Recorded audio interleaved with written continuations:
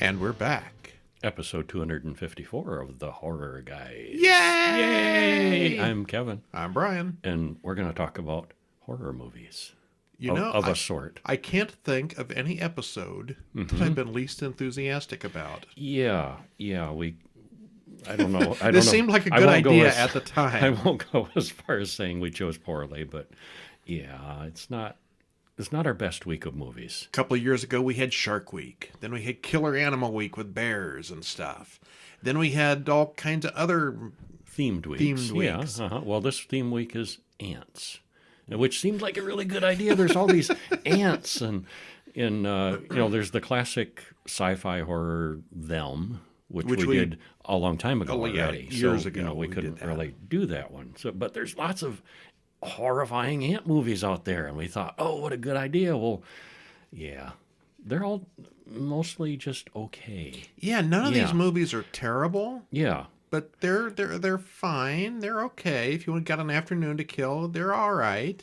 One of them, Phase 4, I think, is worthy of highly recommending. I saw that when it came out, and I really liked it. And I gotta say it's a still. Little on the boring side, but I still liked it. It's slow. It moves slow, but it's engrossing, I thought. This was actually the third time I'd seen it, and yeah, I still enjoyed it. Okay, yeah. Well, so anyway, we'll talk about these other ant movies too. 1974's Phase 4, 1977's Empire of the Ants.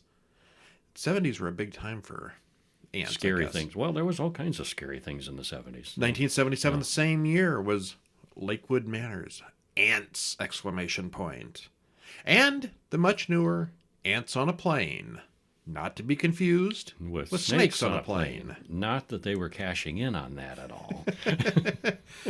Okay, so those are ones we're going to talk about today. Over on the newsletter at horrorbulletin.com, if you're signed up for that, you could also have read the reviews for Legion of Fire, Killer Ants, a.k.a. Marabunta. The Marabunta ants. More ants. And also the sci-fi, time travel, mind-bendy Triangle from 2009. Which no ants in that one. Does not feature ants. I bet if you really look close, there's probably some ants in there somewhere. But could be. Because ants are in almost every movie when you think about it. And somewhere in the middle of the podcast, we will also talk about a short film that also is not about ants. Yeah. We both looked. We looked hard for an ant-related short film. Couldn't find one. Yeah. Anyway, I'm going to go back and say something about Triangle. I think that movie is just awesome. It's really good. It's not really horror. It's got some horror elements. Definitely more of a sci-fi time loop kind of. If you're into time travel and time loop movies, you need to check that out. Yeah, we would have covered it on the podcast, except it's really hard to talk about. It's complicated. Yeah, there's different versions of the same characters, and it's okay if you read the synopsis and review in the article, or don't read it first. See it first. See it first is better. Yeah. Triangle from what year was that? 2009. Yeah. Highly recommend that one. But we're not going to talk about it because it's hard to talk about. Yeah, that's one of the bonus ones. So on with, no, not yet. Before we get going. What? The Horror Guy's Guide to the Horror Films of Boris Karloff. Boris was cool. Is finished and will be going online for sale sometime this week. So before you hear this next week, Boris will be available. Boris is going to be out. All his horror films and a lot of his other important films that he did. Actually, the one he considered his first breakthrough was not a horror movie. Nope. Yeah, it was a crime thriller. Yeah, and of course that's in the book too. So yeah, it's every one of his horror movies, plus 5 or 6 really cool movies that he did that's not technically horror, but were otherwise influential. And he was the voice of the Grinch. He was. In the cartoon. Yeah. So yeah, he surprisingly number of Asian films. Charlie Chan goes to the opera. Mr. Wong, detective. In those days when it was there was another one okay to be politically incorrect and for a white guy to do yellow face. Fu Manchu, yes. Oh yeah, Fu Manchu, yes. yeah. And he didn't look remotely Asian. No, but that didn't stop white actors from doing that in those days. Yeah, okay. Christopher Lee even did it. Yeah, that was much more recent. Asian sometimes. I mean, Christopher Lee did a bunch of those Fu Manchu movies, but I thought Karloff was actually very good in that. Yeah. Oh, yeah. I mean, it's terribly dated and terribly racist and very inappropriate, but he did good. Yet entertaining, yeah. All right, so anyway, look for that later this week, or hold off till next week. We'll have a link in the show notes next week to pick that up, and I think it's the best one yet. Yep. All right, speaking of the best one yet, of the Ant movies, I think both of us will agree that Phase 4 from 1974 was the best of the bunch we're going to talk about. Directed by Saul Bass, written by Mayo Simon. Mayo. What a delicious sounding name. Stars Nigel Davenport, Michael Murphy, Lynn Frederick, and Alan Gifford. Hour and 24 minutes. There's a trailer in the show notes. Spoiler free, this has a lot of ants in action photography. You know, real ants doing is that macro photography that does it? Yeah. Yeah, teeny small. A lot of scientific sounding science and weird visuals. A very almost psychedelic-y kind of movie. Mm-hmm. The characters are almost the least interesting part of this, but the rest of it makes up for it. It's very strange and atmospheric, heavily in the science fiction realm with horror elements. We both definitely recommend it, and we both like it.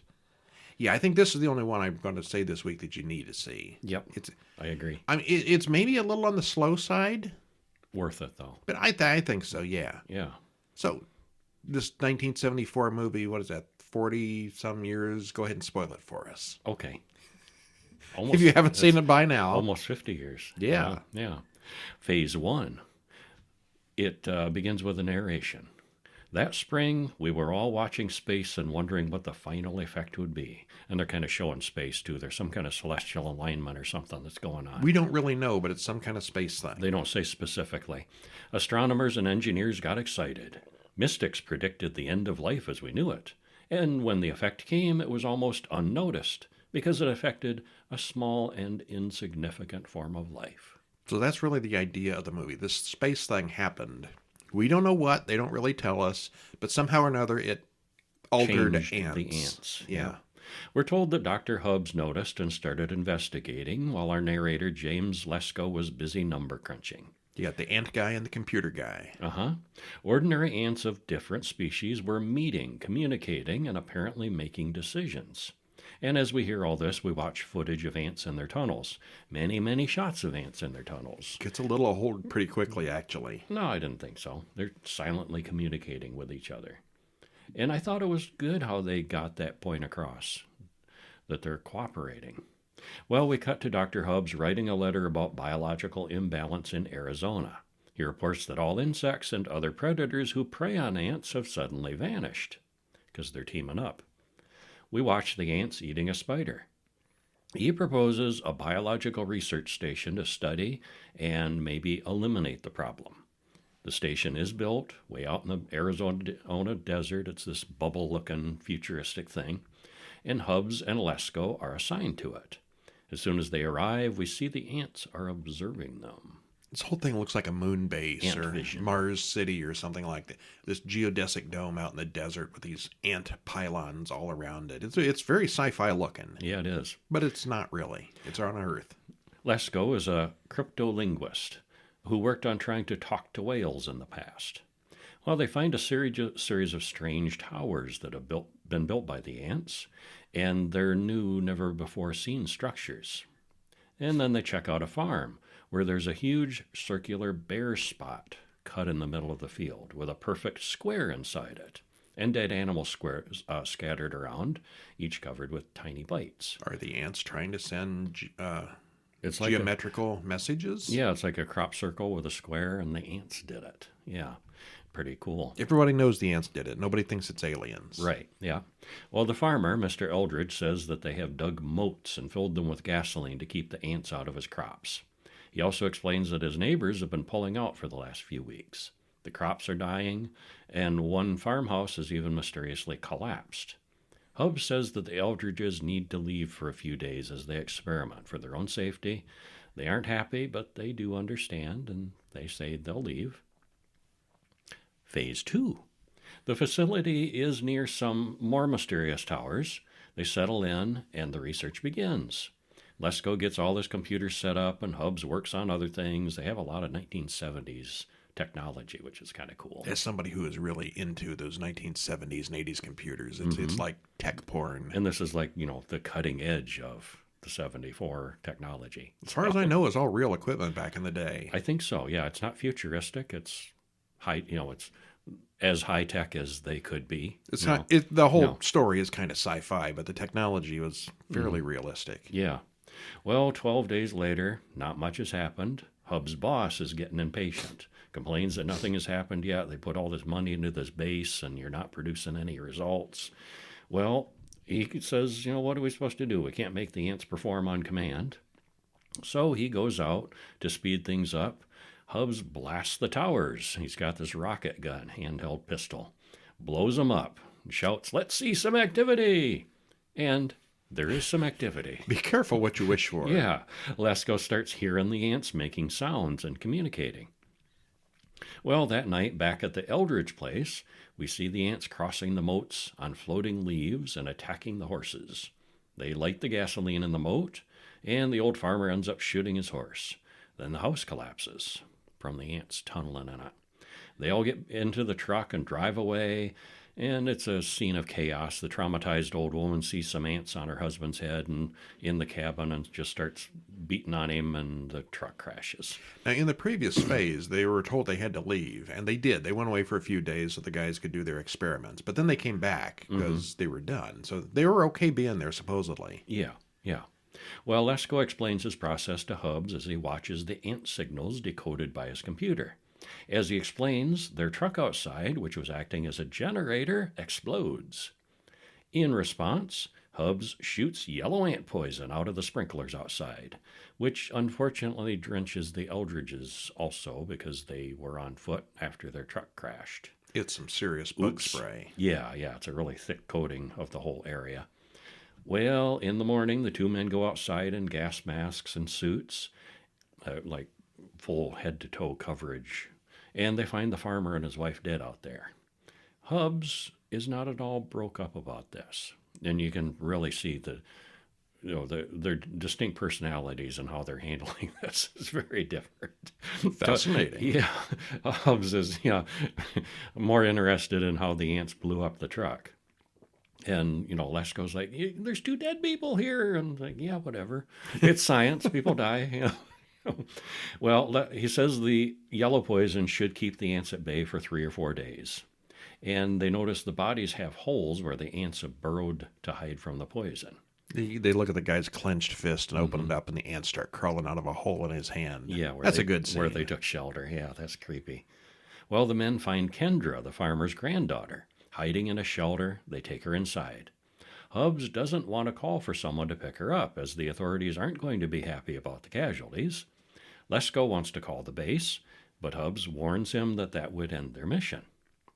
Well, Hubs takes samples of the ants, starts experimenting on them, and Kendra's all traumatized with PTSD and everything. She smashes the bottle, so they lock down the lab, get out, gas it, and Hubs, in the process, gets a venomous bite. Just one little bite on his hand. Just one little bite on his hand, yeah.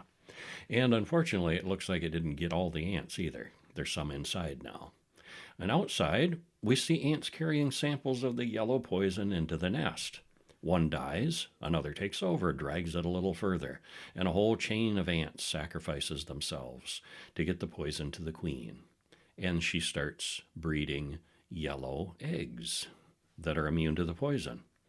And that was, I wondered how how do you train ants to drag a thing like that and then another ant to pick it up? And the ant wranglers must have been. They were real ants. And this was pre-CGI. Yeah, it was real ants. Yeah, I thought that was kind of cool. Like, how do you get ants to do these things? Well, presumably it was some kind of food or something, but how they got one to stop and play dead or be dead, I don't know. Maybe it was real poison and that's how it works. Yeah, maybe. Yeah. Well, Hubs talks to the base on the radio, and they warn him about a missing family. And Hubs is like, "Oh, missing family? Wow. Well, we don't know anything about that." And he tells Lesko that, everything's taken care of. Well, Lesko continues to decode the ants' movement language, and Hubs hopes to predict their next move. Overnight, we see more than a dozen short towers have sprung up, built by the ants that circle the base. And they have a reflective surface at different angles that reflects sunlight onto the dome, and it begins to heat up. Yeah. This is weird. These ants are very smart. Lesko talks to Kendra and shows her around explaining what they do. Hubs shows him the reflective towers and said the heat's going to be a problem. And he also says the ants are now resistant to their poison. Hubs admits that he expected the ants to attack their truck. He left it out there as bait. Lesko figures that Hubs, he figures it out that he didn't call for the helicopter or an evacuation or anything. Well, Lesko decides he's going to call. He picks up the radio and it explodes because the ants have shorted it out. Ew, they're stuck. Very smart ants. Yes, they are. And we see the ants crawling around inside the base's air conditioning unit, chewing at the wires. And this is kind of another little nature thing, too, because they have a praying mantis that they have let loose, which, of course, preys on ants. And so there's this little, cat and mouse with the ants and the praying mantis. And again, it's like, how do you wrangle these insects to behave? It probably took a lot of footage to get it right. Did. Yeah. But anyway, it's cool.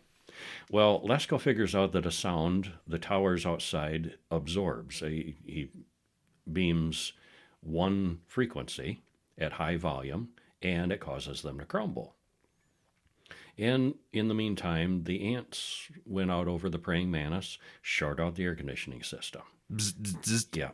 The towers outside collapse, which, it's war. Well, the computers over the course of the day start overheating. So Lesko can't keep beaming the sounds out. They rebuild the towers, of course. And about this time, Hubs starts feeling ill because his ant bite has become infected. We saw lots of ant carnage outside the collapsed towers. Lesko doesn't understand how the ants could know a single machine that everything else depended on. They didn't take down the computers know to go after the air or anything. conditioner? Yeah, specifically the air conditioner and the radio. No. Well, underground, we see a little ant cemetery with black ants carrying away the dead yellow ants from the towers, like a big funeral. It almost makes you sad. Laying them out in rows. Yeah. The temperature in the base cools enough at night to turn the computers back on. Hubs thinks they are being allowed that on purpose. It's also mentioned that he thinks the ants are going to dominate, first taking over towns and then cities. It's the end of the world. Ends of humanity, anyway. Lesko tries to send a message to the ant using what he's learned. It's a geometrical figure. When the sun comes up, starts getting hot inside again. Hubs is delirious with fever and trashes the lab looking for ant spies. And then we're up to phase 3. Just now? Yeah. All that's happened? Okay. Yeah. Well, what happens? Well, much of the inside of the base is a wreck, thanks to Hubs. He's irrational, and they're all trapped in there. He's ranting. What happened if I killed the queen ant? He thinks there's one queen ant. Lesko says the war is over, and their only hope is to get a message to the ant, convincing the ants that they're worth keeping alive. They watch a rat outside and see how quickly the ants strip it to bones. Well, they have 2 suits. There's 3 of them, so that's a problem. The ants send Lesko another geographical figure as a message, and he thinks it's an intelligence test of some kind, but he's still working on the meanings. Do they want one of the people inside? Well, Kendra goes outside, barefoot, to surrender herself to the ants, thinking they're angry at her for breaking the sample container. Hubs says he's finally located the queen's location inside a short tower. They're all out of grenades, but he needs to think of something else. He tries to put his boots on. He can't because his hand is so messed up, and it's like his whole arm is all swollen on everything. It's really awful. Lesko says he's figured out the ants' message. They want Hubs, who blew up their towers. Revenge. Yeah, well, Hubs goes stomping outside, barefoot with a canister of poison. He's going to destroy the queen. You could have asked the other guy for help putting his boots on. Yeah, he just goes out. Well, he falls into a pit, which the ants dug, and they get him. Big time. And then Lesko, in his environmental suit, walks outside. He'd hoped to communicate a truce with the ants, but admits that'll never happen.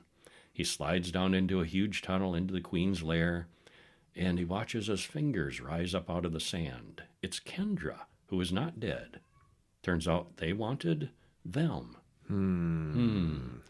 And then he narrates at the end, we knew then that we were being changed and made part of their world. We didn't know for what purpose, but we knew we would be told. What is Phase 4? We don't know because that's the end of the movie. That's the end of the movie. Things are changing. Yeah, so basically they're king and queen of the ants at the end, sort of.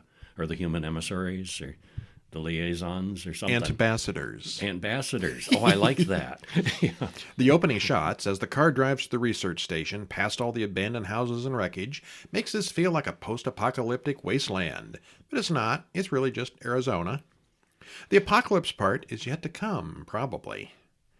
These aren't giant ants. They're just smarter than the usual variety, and all the species of ants have teamed up. There are many shots of ants doing various things, and they're all very well done, with real ants, edited in such a way that we can see that they have a purpose. The characters are kind of bland, and the situation, though, that makes up for that. You got the computer guy and the biology lunatic. And the young girl who's not as young as we're led to believe. The actress wasn't. There's some trivia about that where they made her look a bit younger than she was. I saw this not too long after it came out as an 8-year-old, and I was impressed with the seemingly realistic scientists and equipment. Today, the technology is really, really dated, but a lot of the story still holds up, assuming you believe something in space could make ants smarter. The photography on the ants is really good. The setting is weird and unearthly. The technology is interesting. It's a weird one, but it's very cool. Yes, it was. What's next? Ants! Exclamation mark. From 1977, which was also known as It Happened at Lakewood Manor. Which is a much more descriptive thing, except it doesn't mention that there's ants. Yeah. Ants happened at Lakewood Manor. See, they could have done that. Ant Attack, Lakewood Manor. Ant Attack News at Lakewood at 11. Manor. Yeah. Directed by Robert Shearer, written by Gordon Trueblood. Awesome name. Stars Robert Foxworth, Linda Day George, Gerald Gordon, and Bernie Casey. You'll recognize a lot of faces from the 70s if you're a fan of 70s TV movies, especially TV level stuff. Yeah, a lot of familiar faces. Runtime's an hour and 35 minutes, and you can watch it on YouTube. Yeah, this not just the trailer. You can watch the whole thing on YouTube. Yeah, and I think this was a made-for-TV, wasn't it? Yes. Yeah. Spoiler-free, this was kind of small stakes. There's one site and one small group of people at risk, and we kind of get to know them well enough to care a little bit when bad things happen. It's made for TV, so it's pretty tame, but it moves along well enough to be entertaining, or at least interesting. I mean, it was okay. It was kind of middling. Yeah. And if you're picking this up on DVD or VHS, look for, it's got Suzanne Summers covered in ants, because she was the big star at the time, the breakouts. She's not hardly in the credits. She's like 9th or 10th down the list. She gets like 5 minutes of screen time, but she gets the cover because she was big. She was the biggest name probably at that time, the most recognizable. We open on a construction crew and bulldozers working next to a resort. A man in a hole screams for help, and another man runs in to see what's wrong. The first man is being swarmed by ants, but no one can hear him screaming. Yeah, there's a lot of machines running and noise. A bulldozer then accidentally buries both men alive, but nobody notices. Credits roll. So this is kind of a crappy operation to begin with. OSHA would not approve. Nobody notices. It's probably pre-OSHA. I don't know. Gloria and Tony are talking about investments in real estate in the back of their car. He wants a single room at the hotel, but she's strictly business. Inside Lakeview Manor, Ethel Adams, who owns the place, talks about her 32-year-old parrot. Does that parrot ever become important? No, not really. Okay. OSHA was 1971. Okay. All right, they had OSHA way then. before this. Outside, Linda flirts with Richard, one of the employees. Construction foreman Mike asks Vince if he's seen Frank, the worker who was buried. We then zoom into the hole the men are buried in, and we see a bunch of ants crawling out of a pipe. Tony arrives and wants to talk to Ethel about buying the place, but she's not interested. She's lived here all her life and doesn't want to move out. Ethel's daughter Valerie tells Tony he can't talk to her now, but Valerie chews out Mike about him and his apes coming inside to use the restrooms, but then the two sneak into the bathroom to kiss. They got a little side thing going on here. Smoochy, yeah. The men figure out that Frank and the other man are buried in the hole. Mike goes in with Frank to the hospital, and the doctor says he's been poisoned somehow. Was there something different in that hole? Were there any snakes? Like on a plane? Something venomous. Yeah. Something venomous seems to have got him. Well, we cut back to the ants amassing ominously in that pipe and also in the kitchen drain inside the hotel. Tony continues to flatter Gloria at the poolside, and we see that Linda and Richard are there too. Mike and Vince return from the hospital, and Peggy from the State Department of Health is there waiting for him. She's there to investigate the death. Mike says that the pit was off limits and the men shouldn't have been in there at all. There was a sign painted on plywood. Well, the second guy ran in to help the first one, but the first guy looked like he should have been there. I mean, we don't know why he was in the hole. Yeah, I don't know. Okay, so they shouldn't have been there. He looks for snakes in the hole, but there's nothing but worms and ants. Ants? Vince gets bitten by the ants, and they soon figure out the problem. Meanwhile, some kid who's dumpster diving falls into a dumpster and is attacked by ants. He then jumps into the pool, where Richard and Mike have to rescue him. Tony uses this opportunity to weasel his way into Ethel and Valerie's meeting, where he says he'll follow the traditions and take good care of the place. But he secretly really wants to tear it down and build a casino. So it's, ant drama with a backdrop of all this, made-for-TV movie drama from the 70s. So far, we get more TV drama than we are ants. Yeah. Well, Mike gathers the samples of the ants and takes to Frank's doctor, while at the same time, the chef in the kitchen is killed by the ants. Peggy quarantines the hotel and says all the guests need to leave immediately. She thinks it's some kind of virus, but Mike says it's the ants. For some reason, though, there are no ants in the kitchen now. Mr. White, the health services guy, puts ants from Mike's jar in his hand, but nothing happens. And that was an issue that I had too. The two guys that had been rescued from the hole. The doctor's like, there's not a mark on him. I can't figure out anything. There would be. And this guy in the kitchen again. There's no mark on it. The ants were ferociously biting him. And he was, thrashing and rolling around on the floor. There would be all kinds of dead ants on him and on the floor. And but we saw from the previous movie, they have little trace. ant funerals. So they pull away the dead, I suppose. Well, I guess these are especially smart ants, too. That leave no trace. Still, Peggy takes the ants to another scientist, and he shows her a video about killer ants that sound a lot like what we've seen already. Angry, Mike goes outside and tears up that dangerous hole with a bulldozer. Which really makes things worse. Yeah, it makes it worse.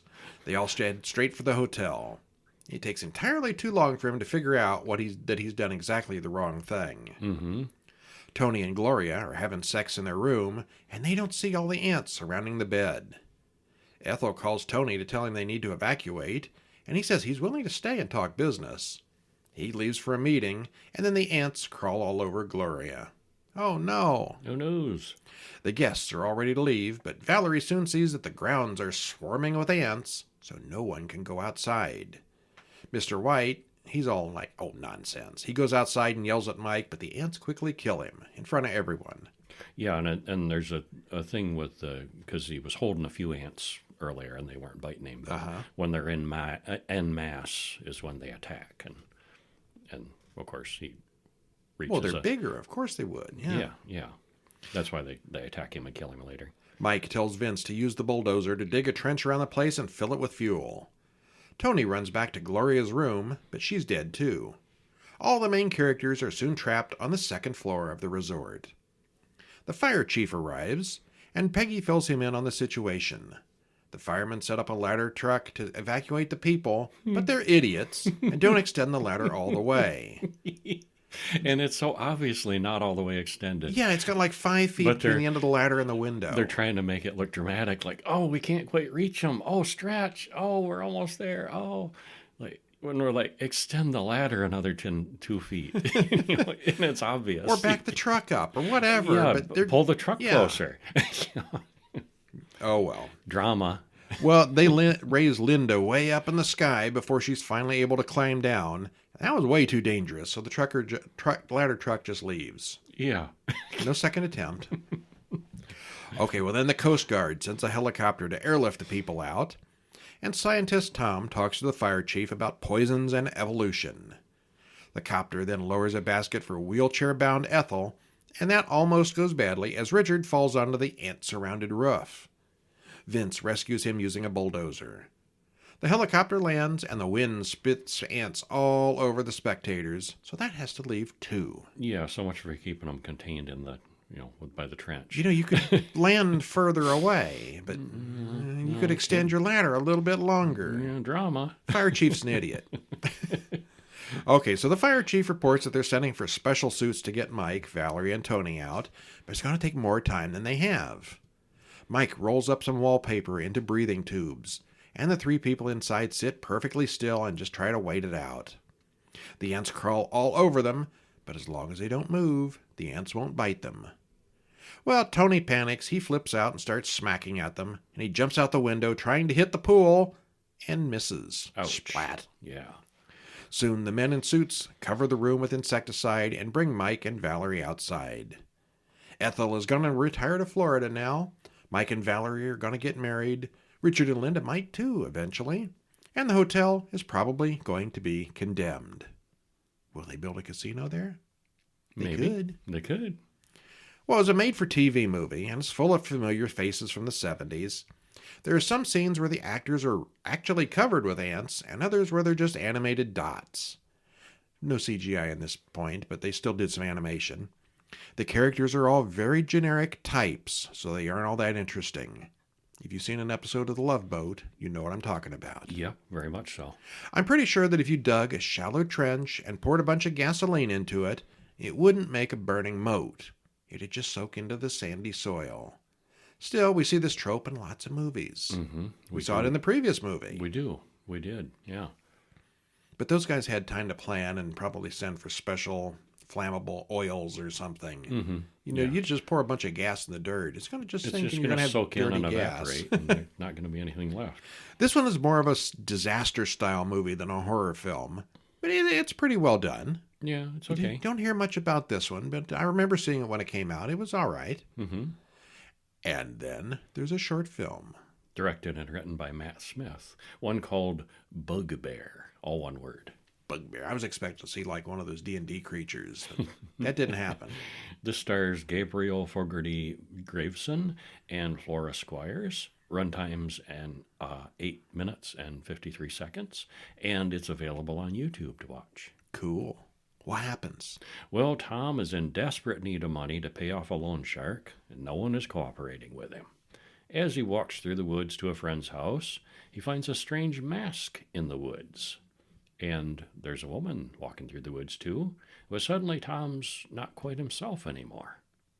The black and white looks really good, and the camera work is excellent. Yeah, the direction and cinematography in this was the best part of it. Yeah. Well, their acting is okay, too, but the story is... I'm not sure about the story. Yeah, I'm not sure. It's clearly a no-budget short film, but it looks good and kind of mostly makes sense. Mostly, sort of, kind of. Mostly, yeah. We don't know why the mask does what it does, but it does, and that's the story. Yeah. We don't know why. Because reasons. Because, yeah, okay. Because mask.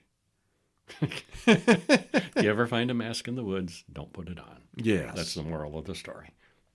If you ever find an empire of ants in the woods, run. Mm-hmm. Don't take a boat. 1977's Empire of the Ants, directed by Burt Gordon, written by H.G. Wells, supposedly. Loosely based on his story. Jack Turley. Have you read his story? I don't know. I have. Don't think I have. I have. They took some real liberties with this. There's some, kind of, follows roughly, but it's quite different. Stars Joan Collins, Robert Lansing, John David Carson, and Albert Salmi. Hour and 29 minutes. Spoiler free. What happens? It's a monster movie with ants the size of people. And it's decent, and it's at least unsettling, if not downright scary. But then about 2/3 of the way through, there's a major shift. And we both thought, that brought things down. majorly. You know, if you're going to have Just giant about silly. giant ants attacking people. Almost silly at the end there. Them did it in 1954, I think, and it was those good. were even bigger ants than those this. were bigger, Yeah. much bigger. Yeah. These are human-sized ants, and okay, Approximately. if you're going to go with that, it's all right. It's an okay movie. Yeah. But then they do something about 2/3 of the way through, like you said, that really, And it made us go, what? it's a stretch too far. Really? We get narration telling us that ants may be the next dominant life forms on our planet. Well, yeah, if they can do what these do. Yeah. We're told about ant civilization and intelligence, and the narrator talks about a mind-bending substance that forces obedience called pheromones. Buzzword. I guess that was a new thing back then. Buzzword. Plus, dangerous radioactive waste. You combine pheromones and radioactivity, you got the makings for a movie. Yes, danger radioactive waste is marked all over the steel drums that the ship is dumping into the ocean. We got an environmental movie here. Yeah. Naturally, some of those leaky barrels wash up on the beach in Florida. Charlie, a man in the most 1970s suit ever, carries a box to a boat in the marina. He works for Marilyn, who sells beachfront real estate. Dan Stokely is the boat's pilot, and he takes the group around for a boat tour of the property. He's surly, and she's bitchy. It's a perfect combination. Well, it's Joan Collins, so, she often is. We watch as various potential clients get out of their cars and board the boat. It looks like most of the clients are just here for the free boat ride with the promise of being wooed with food and drink. It's one of those come hear the sales pitch and have a good afternoon boat ride, and it'll all be fun. I'd go for that. Yeah. Have you ever? Have I ever? No. And neither have I. But I would. I'd end up with property. That's the way this works. Meanwhile, at the Dreamland Shores housing development project, two workers complain about how remote these new houses are. We see that barrel on the beach there, and there are ants crawling around in the stuff. The passengers talk, scheme, and gossip. It's like a bad episode of The Love Boat. It is. Everything in the 70s was attached to The Love Boat and somehow. that's what it made me think of, a little miniature love boat. Yep. They're on a boat. Yeah. Larry is here to pick up girls, and he nearly assaults one of them. It's Captain Kirk's father, Chris Pine's father, yeah. Robert Pine. Yes, it was. Yes. I forgot about that. He's about the only, he's not the only recognizable face, but he's there. I recognize just about all the faces from stuff. We see that something is watching from the bushes and making a high-pitched noise. Margaret talks to Dan about her future plans and wants the inside scoop on his opinion of the shady boss's deals. He's grumpy and doesn't want to talk. Surly, I said so earlier. He eventually says he'd never have anything to do with this land around here, and she volunteers to sew his shirts for him. Yeah, and the premise is that Joan Collins' character, she's got this chunk of land that's totally undeveloped and would be hard to develop, but she's saying, oh yeah, this will be beautiful, and this will be a little town, and condos and all these beautiful things, and you can buy in early. Well, they drive in this golf cart. Okay, well, we're getting there. Yeah. They all get onto a little bus and go on a tour of the bare lots. Yeah, it's literally nothing. Yeah, something with many eyes is watching them from afar. We see them pass signs that say future tennis courts, future pool area, and future golf courts. There's nothing really here but little flags. And, yeah, she's a little on the shady side. Yeah, it sounds like there's bit. never going to really be anything here. She's definitely shady about it, yeah. Thomas Lawson is a skeptic, and he pulls up the fake water pipes that aren't attached to anything. It's just some loose PVC stuck in the dirt. To make it look like there's some infrastructure in place already. There's not. The whole project is a fraud. But before he could say anything, he and his wife are surrounded by ants. Giant ants. Complication. Mary runs through the woods as her husband is eaten, but she's soon caught and devoured as well. The people on the tour hear the noise that the ants make, but they keep on going, even knowing that they left two people behind. Yeah, they'll catch up. It's an island. What are they going to... Well, it's not... It's not really It's more island, of a inlet kind of thing. Yeah, kind of a... Yeah, okay. A peninsula, little... It's Florida. Yeah, it's a Florida. It's a Florida thing. Then they find one of the workers we saw earlier, and he's been eaten. They all see it. Yeah, no hiding that now. Joe and Corrine decide to walk back to find the Lawsons, but the rest drive on in the bus. The two soon spot some giant ants and run away screaming. Back on the docks, Dan, Marilyn, and everyone else sees ants attacking their boat. Dan hacks at one on the boat with his axe, but his helper is eaten, setting the boat on fire in the process. Pandemonium. Dan gets away, but the boat is destroyed. Yeah, That could have gone better. Yeah, they're not going back. Night falls, and everyone sits around a campfire in shock and denial.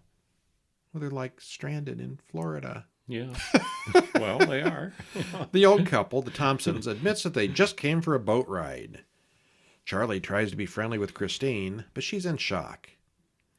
Dan and Marilyn argue about who's in charge, and most people follow Dan. Marilyn orders Charlie to stay in the beach house with her, but everyone else leaves. There's an ant inside, so they can't stay there. Soon, everyone is fleeing through the woods, and most of them split up into pairs. Always a good idea. Oh, yeah, definitely. That may be the oldest trope in horror movies, just splitting up in a bad place. Mm-hmm. Let's all split up in the haunted house. It always works out well. Split up the party, yeah. Okay, well, Larry's wife falls down, and he's too cowardly to help her up, so she's killed as he runs away. Proving the trope that you don't have to be the fastest, just don't be the slowest. Don't have to be the fastest one here, I just got to be faster than you. Marilyn watches as Charlie is killed. The old couple hides in a shed and gets left behind. The 6 survivors eventually make it to a big rowboat, and Dan takes over. They row down a river and hear the ants all around them. They all whine about the situation as Dan rows. This goes on for a very long time, and the ants are everywhere. It's just a matter of time until they attack. The boat soon encounters a blockage in the river, and the ants all attack there. Dan and Joe row furiously, and they all get away. Well, there's a tree hanging overhead, and one of the ants jumps on Larry. Something happens to the boat. I never saw what exactly. I think they all just panic because there's an ant on the boat and they tip it. Everyone soon end up in the water for some reason. Now the 5 remaining people have to walk through the jungle. Dan comes to the conclusion that the ants are herding them somewhere like cattle. They all eventually come to a farmhouse, and the old farmer inside has his wife calls the sheriff, who soon arrives. The farmer's wife warns Corinne, "Whatever you do, don't let them take you to the sugar refinery."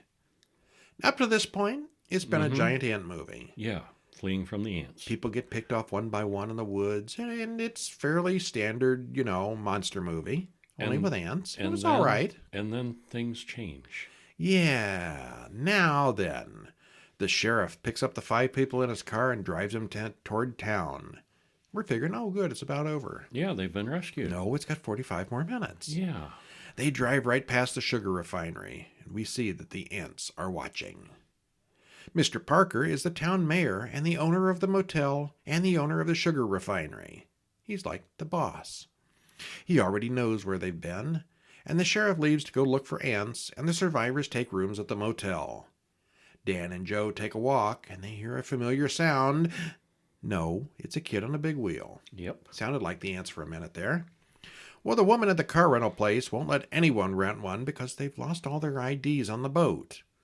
The payphones are all out for some sketchy reason, and Dan sees the sheriff in town, not out looking for ants like he promised. Something is very wrong in this town, and they all know it. Yeah, so they're sort of safe, but they're sort of trapped. Something's going on here. At the refinery, we see people being delivered in cages. A whistle sounds, and the ants arrive, going inside to eat all the sugar. The workers at the plant back off, and the ants don't bother them. The sheriff insists that there's nothing to fear, we must obey. She makes us do it. At first, people don't understand. Then the queen ant sprays the new townspeople, one at a time, with pheromones, which lets the ants control them. The sheriff says that the townspeople have to be sprayed once a week. Can't argue with the science. Okay. My suspension of disbelief has broken at this point. Mm-hmm. They're totally mind controlled, just with a little whiff of the pheromones. Joe and Corinne run into the ants in the cornfield. They're captured and taken to the refinery with the others. They force Marilyn into the booth with the queen, and she gets the ant gas. She then calms down and is on the ants' side of things. Don't you see? We mustn't disobey them, and we must help them. Okay. Okay. Well, Dan goes in next, but he pulls out a road flare and injures the queen ant. The ants in the refinery get upset and turn on the human workers. Dan breaks out of the booth, and there's a mass stampede. Joe notices a big gas truck marked flammable and drives right into it. He opens the valves and releases the fuel everywhere. The sheriff's mind control starts to crack, and he shoots the queen, who falls on top of Marilyn. Bad luck for her. Yeah, that sucks. Oh, well. Moving on. Joe drives the gas truck into the building and jumps out just before it explodes. Dan, Margaret, Corrine make it onto a boat on the river, and Joe runs up behind them, barely catching up. They then boat off down the river with this seemingly unending jungle ahead of them. The jungles of Florida. The unending jungles of Florida. It's not like the wilds of Africa. It's Florida. Call AAA. They kept giving that impression. We're hundreds of miles from anything. No, you're in Florida. Well, the first half hour is the usual getting to know the characters stuff, but it's really dramatic and cliched. The acting is fine, but the characters are all types and are less than compelling. Still, the ants are always out there, and you can always hear them, and it leads to a good bit of suspense as the group rows toward an uncertain future. Many of the ant shots are real ants crawling on miniatures. They look pretty good. When the ants attack someone close up, they're puppets, and it's not so good. Mm-hmm. Yeah. Films like this used to be shown on network TV all the time, and it's fun to revisit them without all the bloody bits being cut out. Yeah, this had more gore than I remember. Mm-hmm. That said, there's not much gore here, just people covered in blood as the ants bite them. It was doing really well until the group got to town. The mind-controlled townspeople are silly and stretch the imagination a little too far. You had me at giant ants. The mind slave thing killed the goodwill that the first two-thirds built up. Exactly. It's half a good film with an atrocious ending. Pretty much, yeah. Ants on a Plane, 2007. Also known as Destination Infestation. Is that awesome? That's good. But I like that so much better than Ants on a Plane. I don't know. I think Ants on a Plane really tells you what you're in for. Yeah, it does sum it up. Directed by George Mendeluk, written by Mary Weinstein, stars Jessalyn Gilsig, Antonio Sabato Jr., Serge Howd, and Karen Holness, hour and 29 minutes. Another one you can watch entirely on YouTube. There's a link in the show notes. I like the ones you can just link to. Mm-hmm. Yeah. Spoiler free, being trapped on a plane with killer ants makes for a mighty stressful way to travel. It's a little contrived, or maybe a lot contrived, but it was still pretty good in most ways. There are multiple points that made us say things don't really work like that, but we were entertained more than not. And again, it was just, a middling. Didn't hate it, but it was pretty good. Yeah. It sounds stupid from the title. Yeah. And I suppose you could argue it either way. You could, yeah. What happens? Well, a tour bus, we start on a bus, not a plane, breaks down with a flat tire in the Colombian jungle. Driver gets out to fix the problem. And we meet Dr. Carolyn Rose and her daughter Jamie, who are on the bus. She's an insectologist. There's a word for that. Yeah, entomologist, I suppose. Oh, yeah. Yeah. But her daughter would rather have gone to Maui. Wouldn't everyone? Yeah. So we set up the people drama, because it's kind of a made-for-TV vibe where you got to meet the people and see their drama first. Mr. Aubrey is getting checked out by his doctor elsewhere. Now, unlike The Love Boat, yeah, I would compare this one more to those airplane movies, where you get to meet all the passengers before they get on the plane and the bad things happen. Yeah, exactly. Yeah, airport. Yeah. Yeah. Airport more than airplane. Yeah, yes. The airplane was the spoofs. Yeah. Well, he thinks something in the water has made him sick. The doctor thinks it's more serious, some insect bite that caused anaphylactic shock. He can't stay. He must get on a plane in 2 hours. So he heads out. And then we cut to a bunch of people getting ready for their flight to Atlanta. The pilots go through their usual checklist as the passengers board the plane. We meet some more of them. Mr. Aubrey is a needy, annoying passenger, and it's clear that he's getting worse. He's just feeling awful. Carolyn and Jamie arrive at the last minute because of the bus's flat tire. Ethan Hart is in the seat behind them, listening to the mother and daughter argue about Carolyn being single and desperate. You know, if you want to pick up women, listen to the ones talking about how single and desperate they are. Uh-huh. Yeah. Especially when you got them as a captive audience on an airplane. Mm-hmm. That's not creepy at all. But they eventually take off. Well, Mr. Aubrey vomits on another passenger and then staggers down the aisle, and 1,000,000 ants burst out of his skin. Well, that's different. Yeah, they've eaten him from the inside out. And suddenly, there's ants on a plane.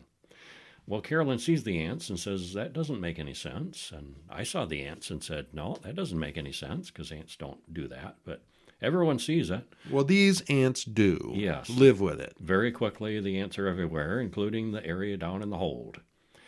Ethan and Carolyn take charge and explain things to the captain. Ants shouldn't be carnivorous. This just isn't normal. Maybe the ants felt so threatened they just hitched a ride on whatever they could. These ants could be extremely dangerous. Well, they just ate a guy from the inside out. So, yeah, that's a sign that, yes, these are dangerous ants, yes. Subtle, but yeah, it's there. She then goes back to her seats and tells her daughter that, no, there's no danger. It's fine. It's fine. Well, Ethan tells Carolyn and Jamie that he's an air marshal, and he has questions about the ants, which she can answer, because she's an insectologist. The pilot calls Miami with an in-flight emergency. He lets Carolyn tell the ATC how serious the problem of genetically different mutant ants is, and the ATC guy doesn't take anything seriously. Well, meanwhile, the ants are chewing on the wires below, and the lights start acting up. This is a good time for Jamie and Carolyn to talk about the dead father and Carolyn's refusal to date, because drama. Yeah. Okay. Yeah. Well, meanwhile, scientists on the ground are discussing the ants and the likelihood of genetic upgrades to the ant community. Humans have wrecked the ants' environment, so they're migrating. The director on the ground discusses not allowing the plane to land at all anywhere. The ants have no natural predators in America. We can't let them land here. Well, back on the plane, the ants attack some people but are run off with a guy using a fire extinguisher. They talk about depressurizing the plane to kill the ants. And, they could all breathe in their little drop-down masks for a while. I suspect that wouldn't work. Yeah, and I think Carolyn kind of clues him in that, no, that wouldn't work. The ants counterattack and mess up the captain very quickly. He's gone into shock. Carolyn thinks the ants are intelligent enough to know exactly who they are attacking. And the ants they're still going at the wiring. They've started a fuel leak on top of the electrical and hydraulic systems that they're chewing on and messing up. We've got to repair that fuel valve, the co-pilot tells Ethan. And to further complicate things, there's a storm coming. Yay. Yeah, because there wasn't enough drama and stuff going on. Carolyn tells Ethan that he needs to look for the Queen when he goes down below to fix the fuel problem. Well, meanwhile, the annoying drunk Paulie staggers to the bathroom where he is attacked. About time. He's been annoying for the past hour. Yeah. And his friends stuff him back in the restroom to keep him from everyone else. The ground calls and refuses to give them clearance in any U.S. airspace. So not only do you got ants crawling everywhere, the pilot is in shock next to you, but there's a dead guy hanging out in the bathroom. What if you got to pee? What are you going to do? There's more than one bathroom. Okay. Yeah. I don't think I'd want to go in one after that experience, though. No. Well, Cuba and Haiti also refuse them. Everyone knows about the ants for some reason, every country in the world. And no one wants to deal with that. So the pilots decide to land at an old airbase that's closed, but probably also too small. So, airspace is closed, but, it doesn't matter. They're going to land anyway. Carolyn figures out a way to use the stuff in the cargo hold to make boric acid and insecticide. And she bonds with Ethan in the cargo hold. Romance. And they talk about which of them is hiding their feelings more seriously. Yeah, because that's the place to get romantic. We're walking through fuel in the cargo hold, looking for killer ants, carrying fire extinguishers, trying to put out a valve, and let's talk romantic instead. Let's get romantic, yeah. Well, they walk through a puddle of fuel, as you mentioned, looking for the Queen. They find the Queen in the main electrical box and zap it with a fire extinguisher, which doesn't really kill it.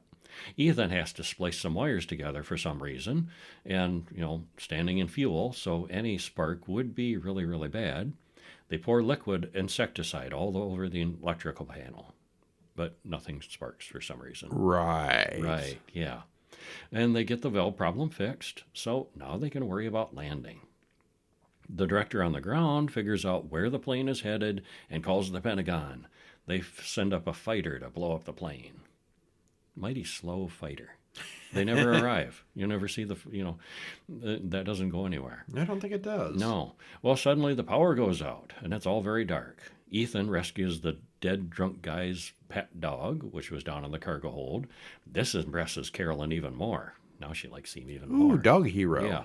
He gives the dog to Jamie. And back up in the cockpit, the ants attack this poor pilot again. And the co-pilot prepares to land, even though there are troops on the ground now with anti-aircraft guns. Which they don't use. Yeah. And the plane sets down anyway.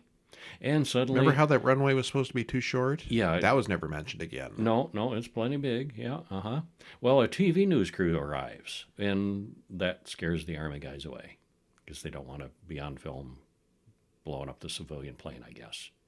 Okay. Yeah. Well, they land okay. The passengers evacuate the plane, but the ants are getting off too. So Carolyn shoots the leaking fuel and ignites the plane, blowing it up, killing the ants. Happy ending. Everyone goes into quarantine, but Jamie invites Ethan to come over for a visit afterwards, and Carolyn doesn't object to that.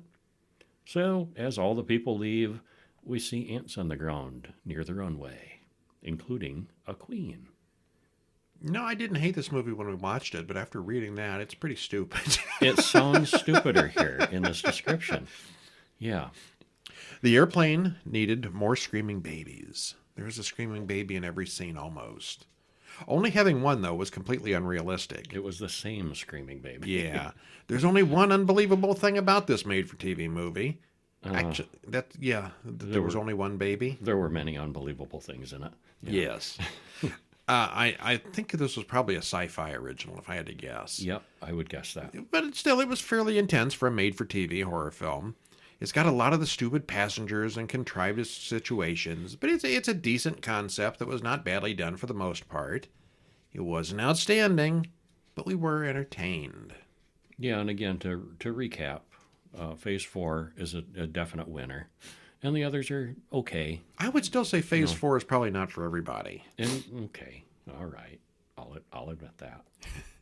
I liked it a lot. Okay, then over on the newsletter, you can also read about Legion of Fire, Killer Ants from 1998, also known as Marabunta. I think this was on Tubi. Mm-hmm. Yep. I don't remember which name it went with.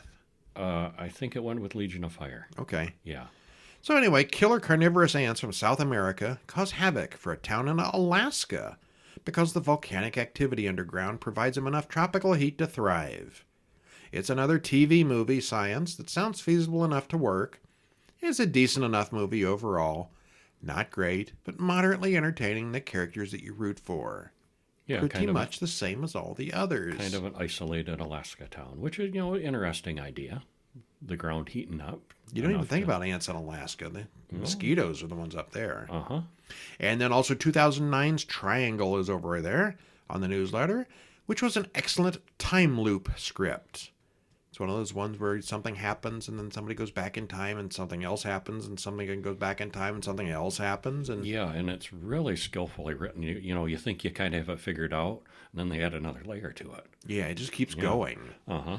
Yeah, just when you think you have it figured out, they add more to it. It's good right up to the end with a skilled cast and director who does a good job with it. Mm-hmm. That's actually the winner of the week. Even though I think we're not it probably fully talking was. about Yes, it. we both really liked it. It's just a little too complicated to talk about, but you should totally read the review. Uh-huh. That one's posted over at horrorbulletin.com. Go over there. You don't have to sign up for the newsletter. You can read all this stuff. Just click through the I don't want to sign up box or whatever it's called. Right. Everything is there. Just read it.